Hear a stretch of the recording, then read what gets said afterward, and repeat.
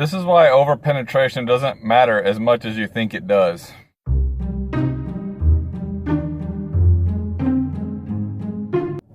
You know, all over the forums, all over the comment sections in YouTube, you see all these arguments and you see people making videos about overpenetration and what type of round is better, which type of round doesn't overpenetrate through barriers is what I'm talking about, not through people, but through barriers.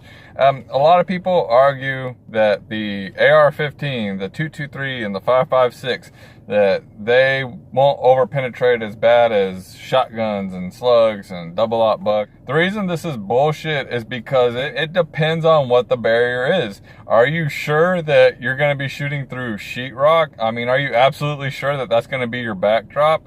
I mean, you can't be sure of that. From my very limited experience, I realized that you don't get to choose your backdrop. My backdrop was a house with kids, and that was, I mean, whether I would have used a shotgun, whether I used double-aught buck, whether I used 223, no matter what I used, if I would have hit a window and there was a kid behind that window, what the hell does it matter what round will only go through so many layers of sheetrock? I know it'd be stupid to shoot through a wall where your kid's on the other side of the wall, but if it came down to that situation and you had no choice and you accidentally missed, do you think it's really going to matter which kind of round you used? Any lethal round is going to go through 2 layers of sheetrock and kill somebody. From what I've tested myself personally, when you take sheetrock out of the equation and you start messing with wood, boards, bricks, all that stuff, it changes. It's not the same. It's not the same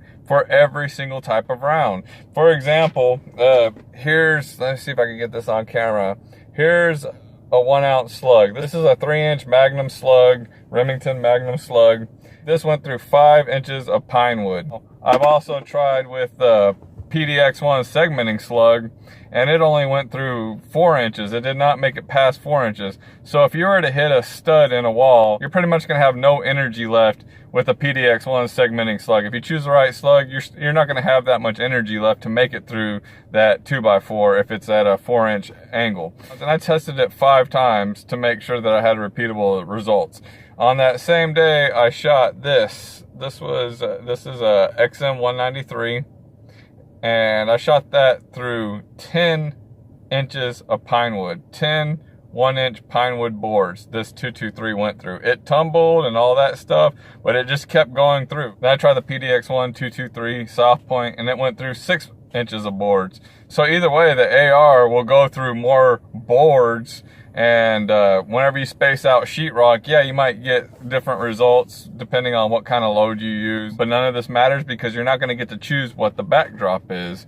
You're not going to get to choose when someone starts shooting at you or trying to stab you or whatever. You're not going to get to choose what's behind them. You're not going to get to choose if it's brick, board, sheetrock. You're not going to get a choice. And it's just that simple. You don't get a choice. You don't get to pick where you're shooting from. You don't get to pick which angle you're shooting from most of the time. I think the best thing you can do is just train not to miss. I know it's not completely possible to have a 100% hit rate. My whole point of this video is making your choice on your self-defense ammo based on how many layers of sheetrock it'll go through or crap like that is just completely stupid in my opinion. If you miss, you don't get to pick what the barrier was. You don't get to pick if there was a stud in the wall. You don't get to pick if it went through so many layers of sheetrock. You don't get to pick if there was a brick wall. You don't get to pick if there was glass. You don't get to pick these things. Making your choices based on how many layers of whatever or whatever barriers it will overpenetrate or whatever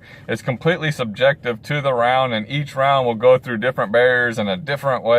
So this whole nonsense of picking self-defense ammo based on how many barriers it will go through is just stupid. Pick the most effective round or a round that you are the most confident in and go with that. You can try to control these circumstances all you like, but it's not going to matter if you hit the wrong barrier with the wrong bullet and there happens to be someone behind that barrier, then you're just screwed either way. There's no point in even having the discussion. It shouldn't even be a discussion. I don't know why people even talk about it.